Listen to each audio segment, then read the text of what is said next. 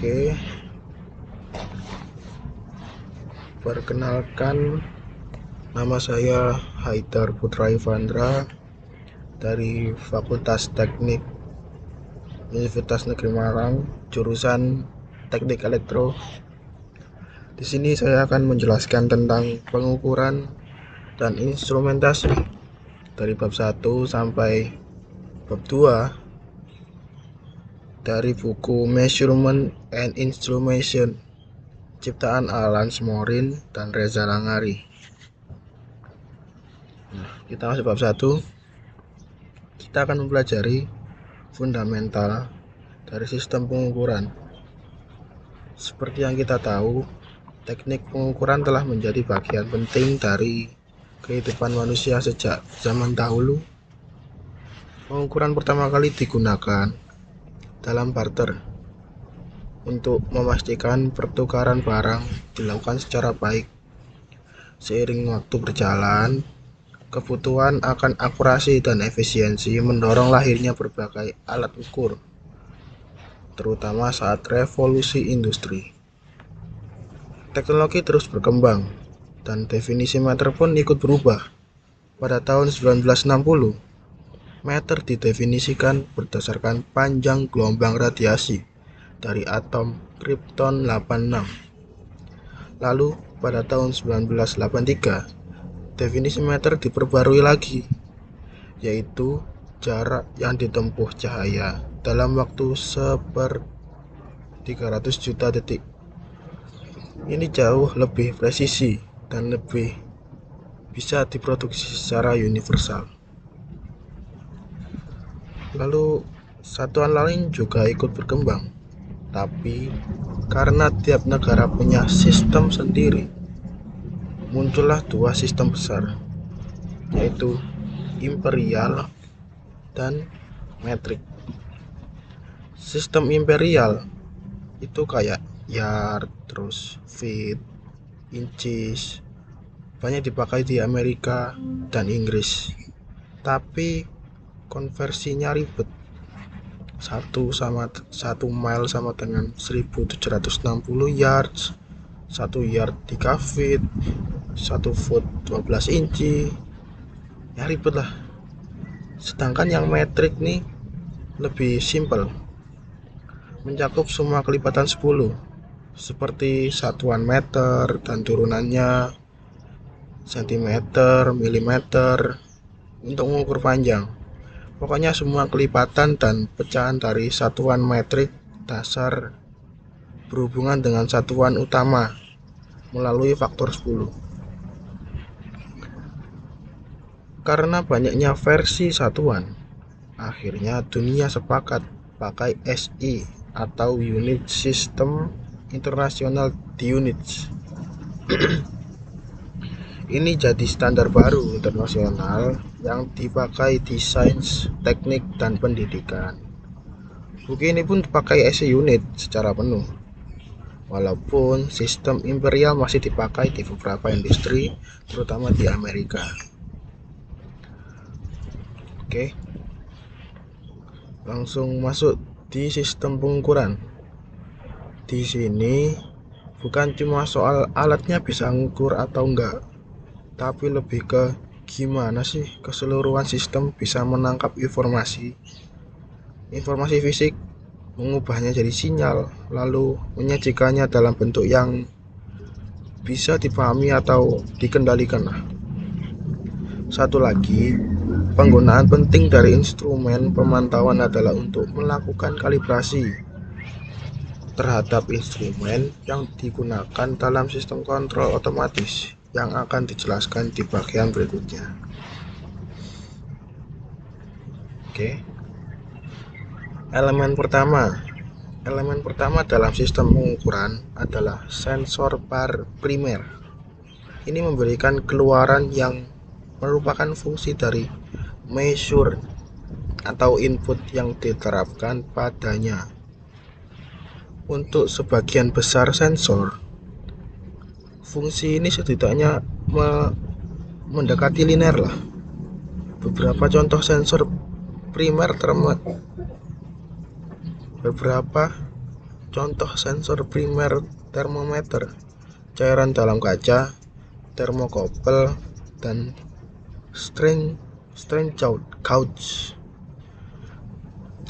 Dalam kasus termometer air raksa dalam kaca, pembacaan keluarannya diberikan dalam bentuk tinggi air raksa. Oke. Elemen kedua dalam sistem pengukuran adalah sensor sekunder. Dipengaruhi oleh kondisi lingkungan tempat sensor primer beroperasi. Sensor-sensor ini mengukur kondisi lingkungan dan memungkinkan koreksi yang sesuai dilakukan terhadap koreksi yang sesuai dilakukan mengukur kondisi lingkungan dan memungkinkan koreksi yang sesuai dilakukan terhadap pengukuran yang diberikan oleh sensor primer.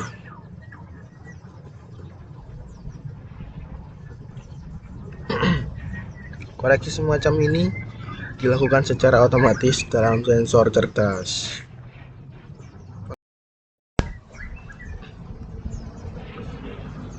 Oke, masuk elemen ketiga.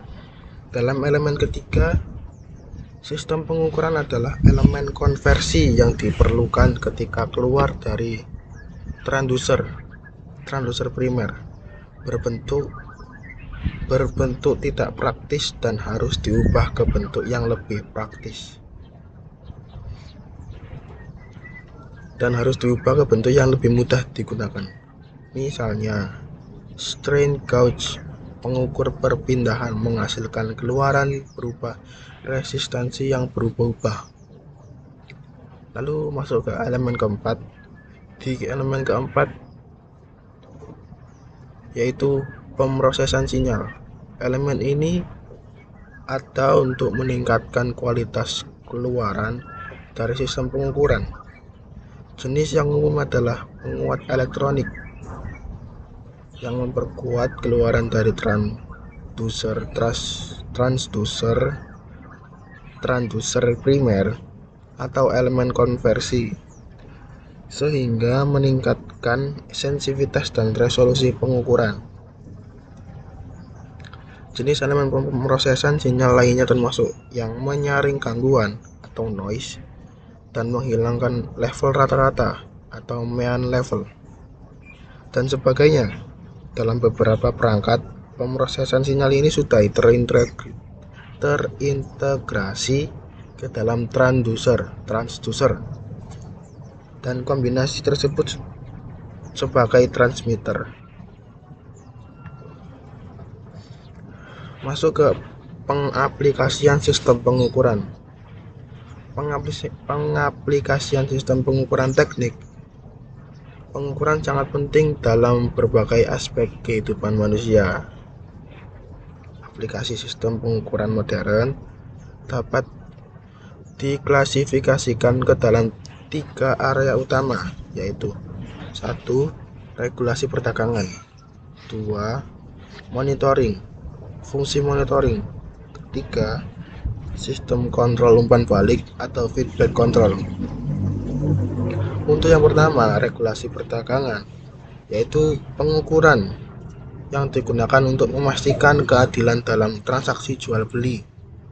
Instrumen seperti timbangan, pengukur panjang, dan pengukur volume digunakan untuk memastikan bahwa barang yang dijual sesuai dengan standar satuan internasional atau SI.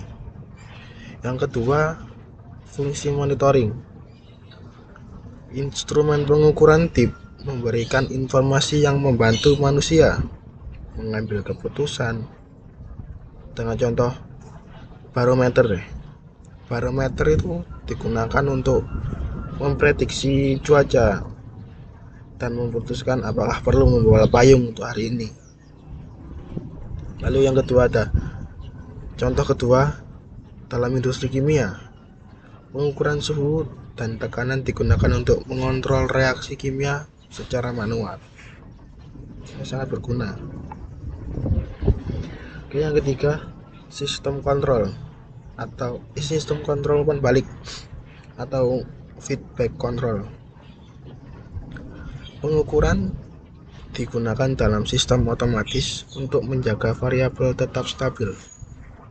Contoh, sistem pengatur suhu ruangan otomatis, sensor pengukur suhu aktual atau TA, membandingkan dengan suhu referensi atau TD, lalu mengirim sinyal ke pemanas untuk menyesuaikan suhu hingga TA sama dengan TD. Oke, sekarang sampai ke kesimpulan bab 1.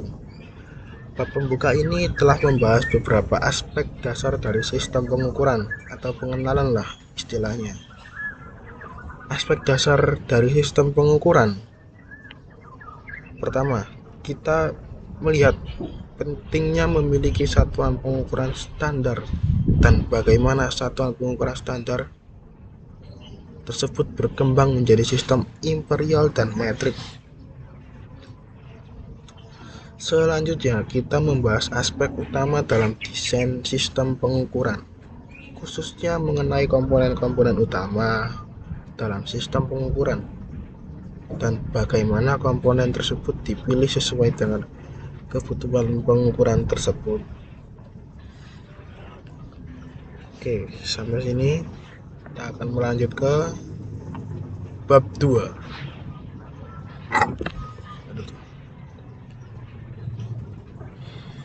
Sampai ke materi bab 2. Di sini kita akan meninjau beberapa kelas instrumen yang ada.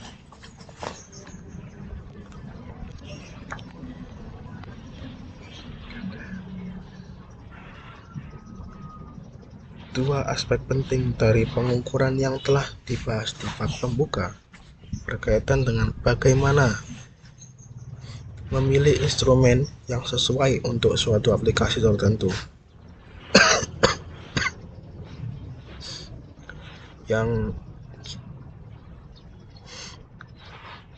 Dan tinjauan umum tentang berbagai aplikasi pengukuran. Kedua aktivitas ini memerlukan pengetahuan tentang karakteristik dari berbagai kelas instrumen, dan khususnya bagaimana kelas-kelas instrumen yang berbeda bekerja dalam berbagai aplikasi dan lingkungan operasi. Oleh karena itu, kita memulai bab ini dengan meninjau berbagai kelas instrumen yang ada. Semua instrumen dapat dibagi menjadi aktif dan pasif, tergantung pada apakah mereka memiliki sumber energi di dalamnya. Perbedaan berikutnya adalah antara instrumen tipe 0 yang memerlukan penyesuaian hingga mencapai tingkat referensi dan instrumen tipe defleksi yang memberikan pengukuran keluaran dalam bentuk pergerakan penunjuk terhadap skala atau tampilan numerik. Oke, perbedaan ketiga yang dibahas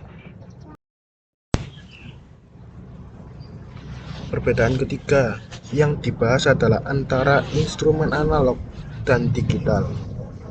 Yang berbeda tergantung pada apakah keluarannya bervariasi secara kontinu atau instrumen analog atau dalam langkah diskrit atau instrumen digital.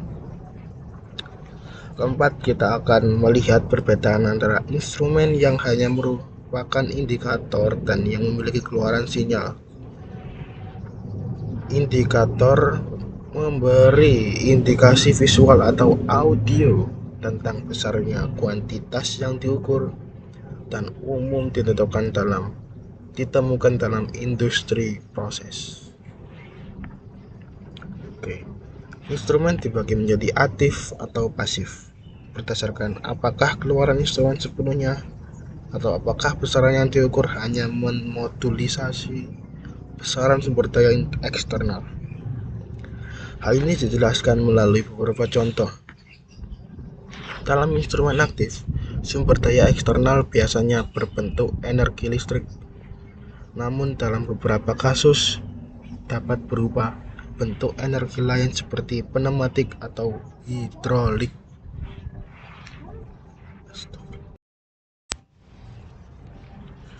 Salah satu perbedaan penting antara instrumen aktif dan pasif adalah tingkat resolusi pengukuran yang dapat diperoleh. Pada alat ukur tekanan sederhana yang ditunjukkan,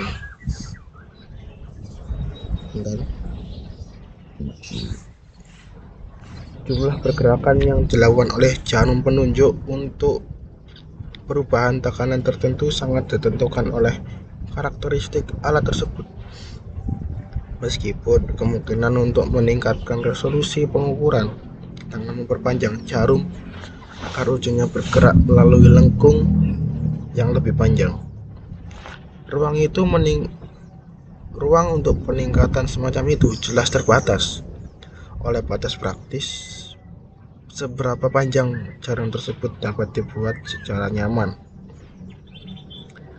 Namun, pada instrumen aktif, penyesuaian terhadap besarnya input energi eksternal memungkinkan kontrol yang jauh lebih besar terhadap resolusi pengukuran. Meskipun ruang itu meningkatkan resolusi pengukuran yang jauh lebih besar, hal ini tetap tidak terbatas karena adanya batasan. Hal ini tetap tak terbatas karena adanya batasan tentang pertimbangan efek pemanasan dan alasan keselamatan.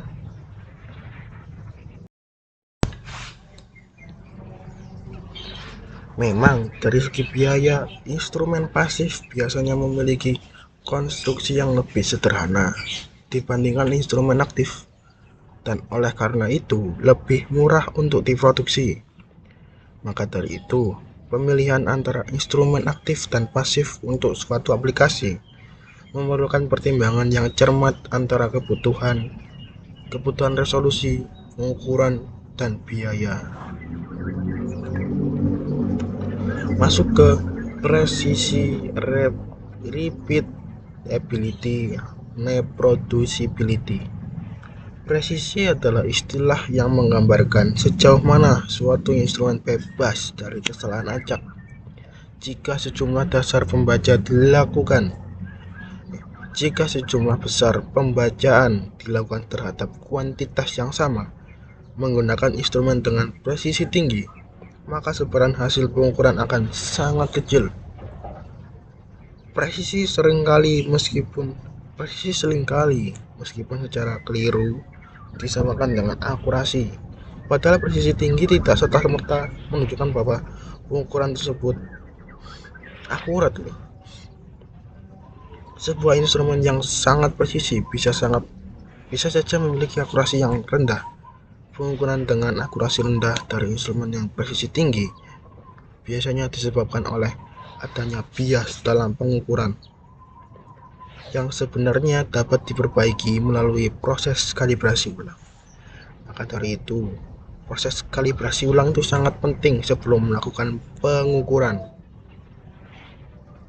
Istilah repeatability atau pengulangan dan reproduksibilitas memiliki makna yang kurang lebih sama, namun digunakan dalam konteks yang sangat berbeda, sebagaimana akan dibahas lebih lanjut.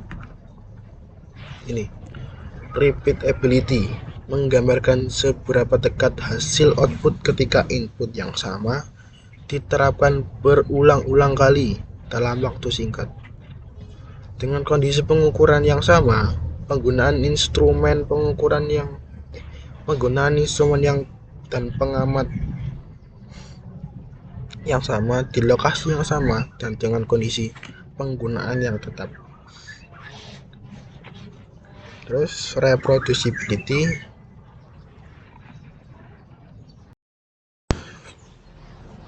di sisi lain menggambarkan seberapa dekat hasil output dan input yang sama ketika terdapat perubahan dalam metode pengukuran. Pengamat, instrumentasi, lokasi, kondisi penggunaan, dan waktu pengukuran. Kedua istilah tersebut sama-sama menggambarkan sebaran hasil output untuk input yang sama.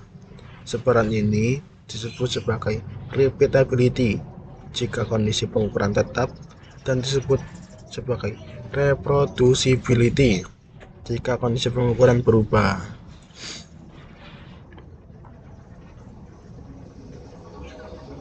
Lanjut ke karakteristik statis. 1. Threshold. Yang kedua, resolusi. Dan yang ketiga, linearity. Yang pertama, threshold.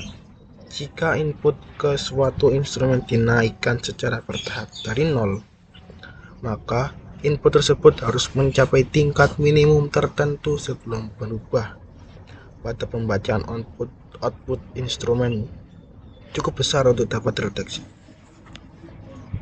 Tingkat minimum ini dikenal sebagai ambang batas dari instrumen. Sebagai ilustrasi, speedometer mobil biasanya memiliki ambang batas sekitar 15 mil per jam,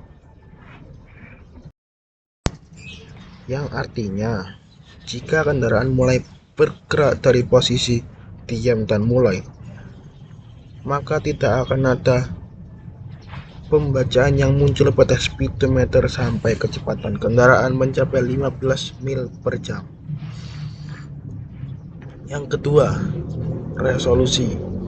Ketika suatu instrumen menunjukkan pembacaan output tertentu, terdapat batas bawah terhadap besarnya perubahan input yang diukur agar menghasilkan perubahan output yang dapat diamati, seperti halnya ambang batas atau threshold. Resolusi kadang dinyatakan sebagai nilai absolut dan kadang sebagai persentase dari defleksi skala penuh. Yang ketiga, linearity. Idealnya grafik hubungan input-output membentuk garis lurus, namun dalam praktik selalu ada sedikit penyimpangan dari garis lurus tersebut.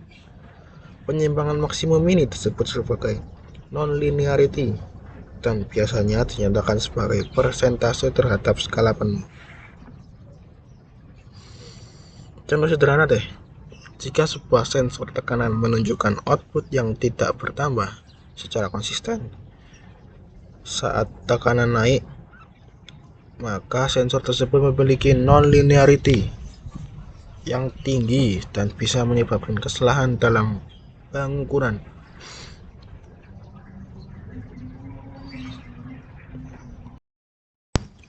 Lalu kita masuk ke macam-macam instrumen. Nah, ada dua nih, instrumen analog dan instrumen digital. Instrumen analog memberikan keluaran yang berubah secara kontinu seiring dengan perubahan besar yang diukur. Keluaran tersebut dapat memiliki jumlah nilai yang tak terbatas dalam rentang yang direncanakan untuk diukur oleh instrumen tersebut.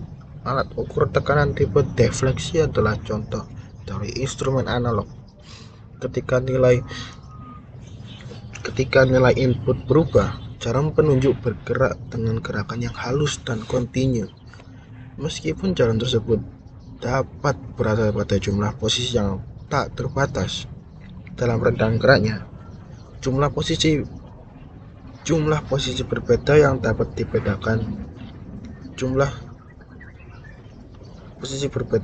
dibedakan oleh mata manusia sangat terbatas.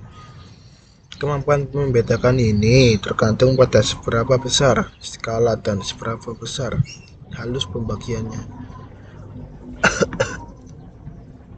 Nah, masuk yang kedua, instrumen digital memiliki keluaran yang berubah dalam langkah-langkah diskrit sehingga hanya dapat memiliki jumlah nilai yang terbatas. Penghitung putaran atau rev counter. Sebuah cam dipasang pada benda yang berputar dan gerakannya sedang diukur. Pada setiap putaran, cam tersebut membuka dan menutup sebuah saklar. Terus operasi dihitung oleh penghitung elektronik. Sistem ini hanya dapat menghitung putaran penuh dan tidak dapat membedakan gerakan yang kurang dari satu putaran penuh. Perbedaan antara instrumen analog dan digital menjadi sangat penting seiring dengan pesatnya pertumbuhan teknologi. Penggunaan mikrokomputer dalam sistem kontrol otomatis. Setiap sistem komputer digital, termasuk mikrokomputer, melakukan perhitungan dalam bentuk digital. Oleh karena itu, instrumen yang menghasilkan keluaran dalam bentuk digital sangat menguntungkan dalam aplikasi semacam ini. Dalam hubungan langsung ke komputer kontrol, instrumen analog harus dihubungkan ke mikrokomputer melalui konverter analog ke digital AD yang mengubah sinyal keluaran analog dari instrumen menjadi besaran digital yang dapat dibaca oleh komputer. Proses konversi ini memiliki beberapa kelemahan. Pertama, konverter A atau D menambah biaya yang signifikan pada sistem. Kedua, proses konversi sinyal analog ke digital memerlukan waktu tertentu, dan waktu ini bisa menjadi krusial dalam mengendalikan proses cepat, di mana akurasi kontrol bergantung pada kecepatan komputer pengendali. Penurunan kecepatan operasi komputer kontrol akibat kebutuhan konversi dapat mengurangi akurasi dalam pengendalian proses tersebut. Cara terakhir dalam pengklasifikasian instrumen adalah antara instrumen yang hanya memberikan indikasi audio atau visual terhadap besaran kuantitas fisik dan instrumen yang memberikan keluaran dalam bentuk sinyal, pengukuran yang besarnya sebanding dengan kuantitas yang diukur.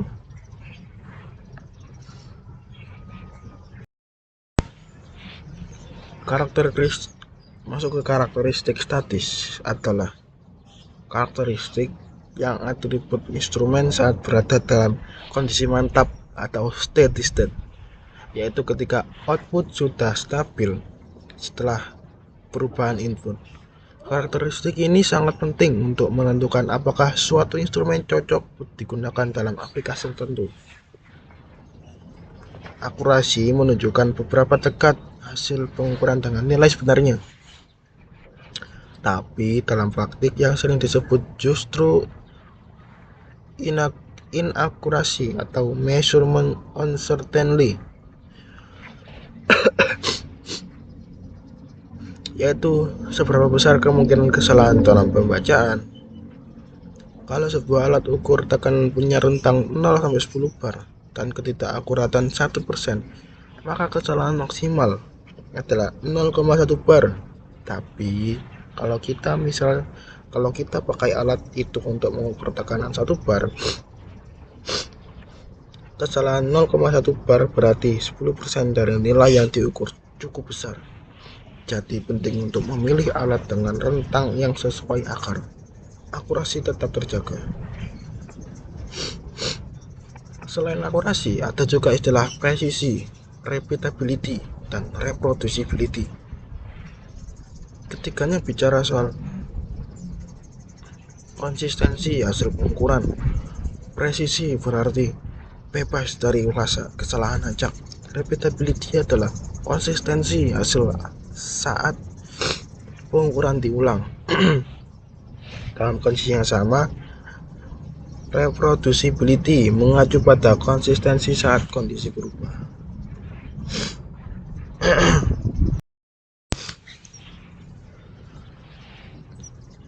Oke. Selanjutnya yaitu membahas bagaimana instrumen merespon perubahan input seiring waktu. Bukan hanya saat kondisi sudah stabil, ini penting karena dalam dunia nyata, nilai yang diukur sering kali berubah secara dinamis. Misalnya, suhu yang naik perlahan, tingkat tekanan yang melonjak tiba-tiba, atau getaran yang berosilasi.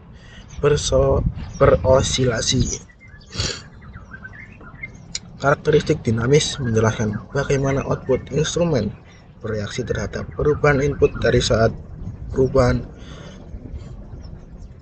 terjadi hingga output mencapai nilai tetap. Ada 3 model utama yang digunakan untuk menggambarkan perilaku ini. 1. Instrumen order 0 atau zero order instrument. Yang kedua, instrumen order 1 atau first order instrument. Yang ketiga, instrumen order 2 atau second order instrument. Untuk nomor 1, instrumen order 0 atau zero order instrument. Instrumen order 0 ini adalah jenis instrumen yang paling sederhana secara matematis. Dalam model ini, output instrumen langsung sebanding dengan input tanpa penundaan, tanpa distorsi, dan tanpa efek dinamis. Artinya, jika input berubah, output langsung mengikuti secara proporsional. Yang kedua, instrumen order 1 atau first order instrument. Instrumen order 1 ini adalah jenis instrumen yang memiliki respon waktu terhadap perubahan input. Artinya, ketika besaran yang diukur berubah, output instrumen tidak langsung mengikuti, melainkan mengalami penundaan dan bergerak secara bertahap menuju nilai akhir. Responsnya mengikuti pola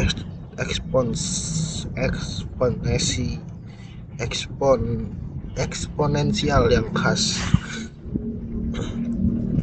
Yang ketiga, instrumen order 2 atau second order instrument. Instrumen order 2 memiliki respon yang lebih kompleks dibandingkan instrumen order 1 atau 0. Ketika input berubah secara tiba-tiba, output dari instrumen tetap mengalami penundaan, tetapi juga bisa menunjukkan overshoot atau melewati nilai akhir, osilasi atau naik turun, dan baru kemudian stabil. Memang kompleks, tapi ya mau gimana lagi. Karakteristik dinamis sangat penting dalam sistem kontrol otomatis. Jika instrumen respon lambat, maka sistem kontrol bisa jadi tidak akurat atau bahkan tidak stabil.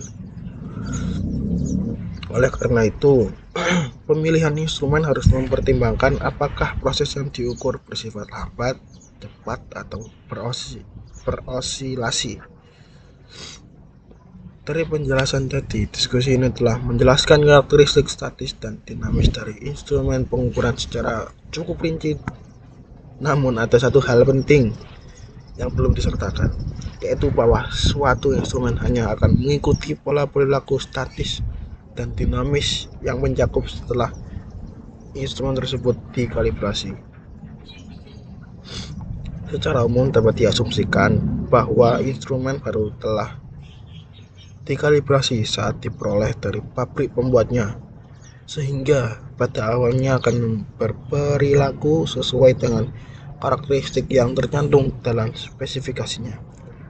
Namun, selama penggunaan, perilaku instrumen akan tetap tahap menyimpang dari spesifikasi tersebut karena berbagai alasan, termasuk keausan mekanik serta pengaruh dari kotoran, debu, asap, dan bahkan kimia di lingkungan kerja.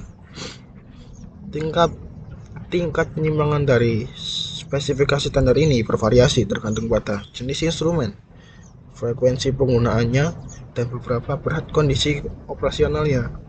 Akan tiba saatnya yang biasanya ditentukan berdasarkan pengalaman praktis di mana karakteristik instrumen telah menyimpang dari spesifikasi standar secara tidak diterima.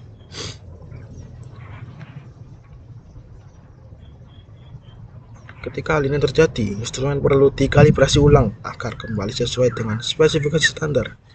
Kalibrasi ulang dilakukan dengan menyesuaikan instrumen pada setiap titik pada rentang keluarnya, hingga pembacaan outputnya sama dengan instrumen standar kedua yang menerima input yang sama. Instrumen kedua ini disimpan khusus untuk keperluan kalibrasi yang memiliki spesifikasi yang diketahui secara akurat. Oke. Kesimpulannya, Bab ini dimulai dengan meninjau beberapa kelas instrumen dan mempertimbangkan bagaimana perbedaan tersebut mempengaruhi penggunaan khasnya.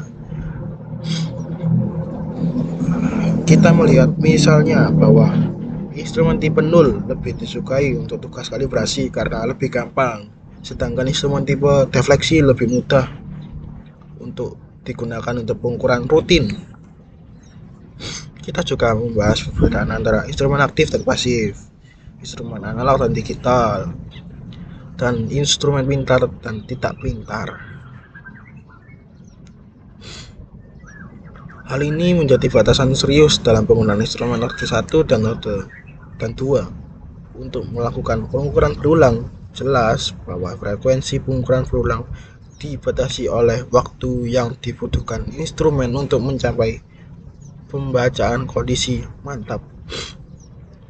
Oke, sekian dari saya, Haidar Putra Ivandra. Wassalamualaikum warahmatullahi wabarakatuh.